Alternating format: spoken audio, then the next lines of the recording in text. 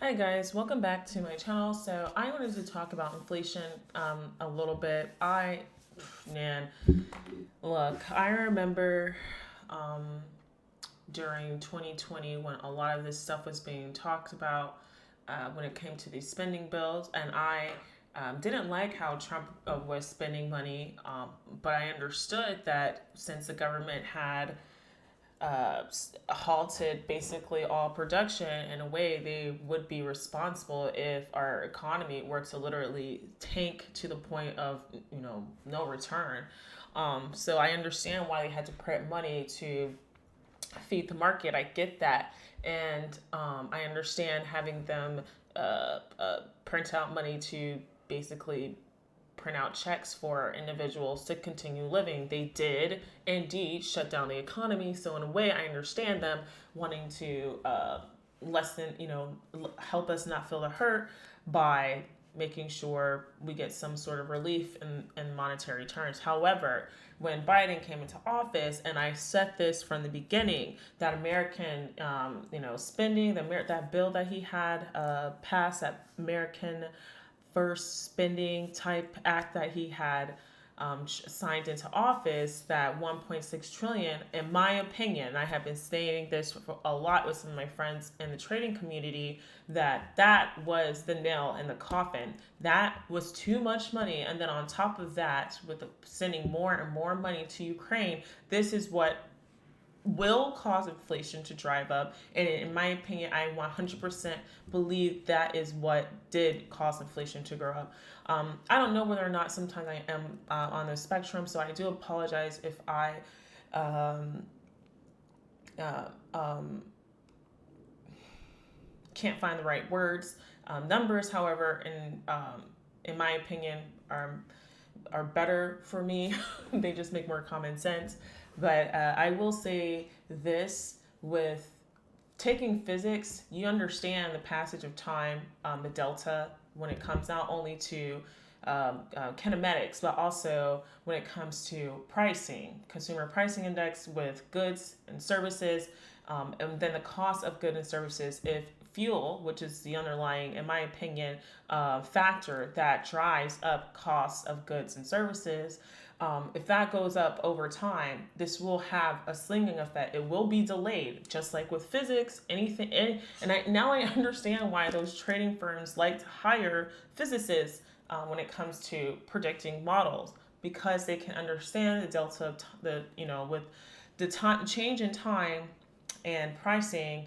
It's like a slingy, right? The once gasoline or oil gets higher, yes, it might take time to trickle down into our goods, but it will start to it'll eventually, the price will get higher and higher. It will escalate over time, and once it will then and it will then correlates with what I think would be the right price for certain goods based on the cost it takes to transport the goods, the cost it takes to make the goods, due to energy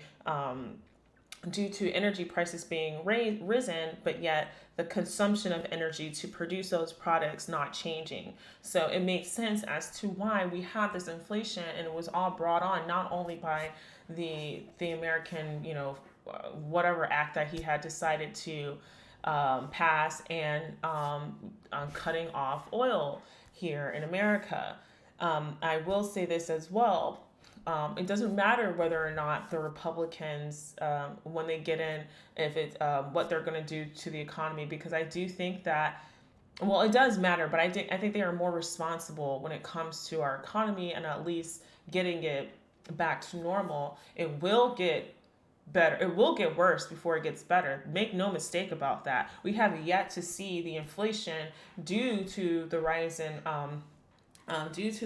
in gas prices, in my opinion, and with Biden in like being desperate, going all the way over to the Middle East to have OPEC, halt their decision to lower their production until after the midterms, it screams desperation. He know he made a mistake, but he won't backtrack into releasing, just release the oil, like release the Kraken, release the oil, and let Americans be energy independent once again, so we can bring down the cost of oil throughout the world. We artificially took out we did this ourselves. The reason why oil is so high all around the world is because of us. We took out oil from the market, which in turn made those who basically run oil and have oil as one of their commodities and with exports, they are the ones who are now in charge of the oil market and the pricing. Like, there's nothing that America could do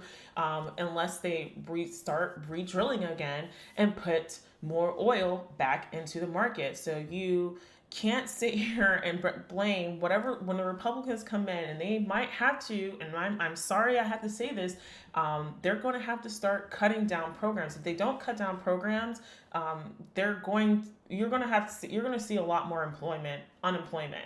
People don't understand this. We can't keep going on like this. Something has to give, and there's going to be a lot of people hurting, and in my opinion it's going to be single moms. But it might when Biden sits here and act like this is nothing that he and his administration are absolved from this catastrophe of an economy and inflation that only happened once he came into office. He wants to absolve that and only now shift this blame over to the Republicans. It doesn't make sense unless you are just desperate enough to want to win. And I don't think the American people are going to buy it, because we understand that when President Trump was in, we were at a 1.2 inflation. Okay, you can't explain why we went from a 1.2 inflation to an 8.6 inflation and say that was all because of Republicans. You mean to tell me you did nothing? You contributed to nothing. Your administration contributed to nothing, and to this problem, right? Or if they didn't, then another way you can spin this is your incompetence to mitigate inflation getting as high as 8.6. So whether or not you want to take responsibility for allowing this to happen, you most certainly will take responsibility for not doing anything about it, and it shows that you're incompetent. But and shouldn't be in office. So you can have it either way, but make no mistake, before inflation gets better, it's going to get worse.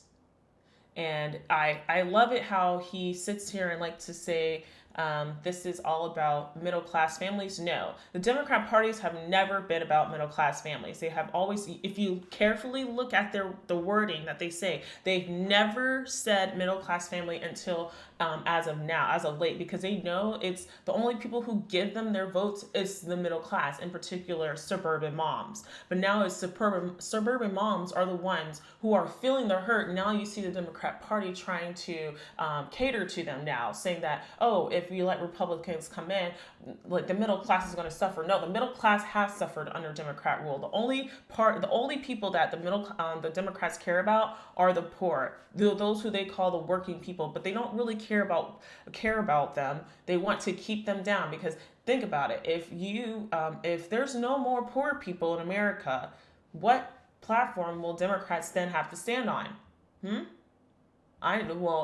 If there's no more poor, just think about that. If poor people actually got better with the policies that Democrats have made, and then they move into the middle class, who will they have as a base? And let's just be honest, a lot of these programs that mostly middle class America pour their taxes into, they're not even eligible for. So don't even sit here and say that these programs that are available are going to help the middle class. No, they do not help the middle class. And then on top of that, when it comes to these tax credit, like imagine someone taking your taxes, all like 25,000 of your taxes, and then giving you back 5,000, or say, here you go. That's really? Like anyone who thinks that is somehow okay or somehow fair and just is insane. If you were to give 25,000 in taxes, and that's going to be the government is going to use it however they see fit. Obviously, they don't pay. They're literally borrowing your money in order to give you some of it back at the end of the year. But they don't pay you the interest. Do they pay you the interest that they basically take? No, they do not pay you your interest. You're better off you're better off forming a business. You're better off putting it in the market and being able to write it off, in my opinion. At least you're creating jobs. You're giving someone an extra opportunity to make a few dollars so that they can rise up out of poverty themselves, because it's the middle class who actually creates the jobs, and those who are rich too. But upper middle class and those who have extra money laying around, those are the ones who create jobs, not the government. The government does not create jobs. The government the only jobs that they do create are the ones within government. And now you have to take more of taxpayer dollars to feed these individuals to just become inefficient bureaucrats. That's all it is, and administrative. So don't sit here and say that you guys make jobs, because you don't. So in my opinion, I do think that Republicans are better when it comes to economy. They're all about making money, or at least people I know are all about making money and making business. Whereas the Democrats they're not about. They're only about one people, and those people happen to just be the poor, the ones who don't even really want to work, the ones who want to be leeches. Not saying all, but there are a lot of people who just feel entitled to other people's money, and that's what they are preaching for. When you're asking for universal benefits and all this other stuff, these are individuals who feel like they should be entitled to it, not because they actually need it. So I'm like, look, if it was up to me, I would let us go all the way back to America before 1960, before the welfare state was even brought up. If you came to America, you either survived and adapted, or you died and was killed off. We do not need leeches bringing down America. Look at the Roaring '20s. I know they say that economy was like more laissez-faire type economics, but it was prosperous, and I will have to say some things did happen that did from that time that did contribute to the Great Depression. But it did contribute to the Great Depression. But you can well now we know for a fact that no one can. It's irrefutable evidence at this point. Government spending is inflation. Government spending is inflation. The reason why I say that is because the very thought of government spending is they're literally printing out money that they do not have, and inflation is literally excess money without production in society, or just in just more money than products for your labor, and that's just out there. So the more money that's out there and the very few products that there are, is going to cost more money for you to buy that product, since there's not enough product around. So the very thought of government spending causing inflation is, I think, a misnomer. I think government spending is inflation. But that's just my thought on this whole entire topic.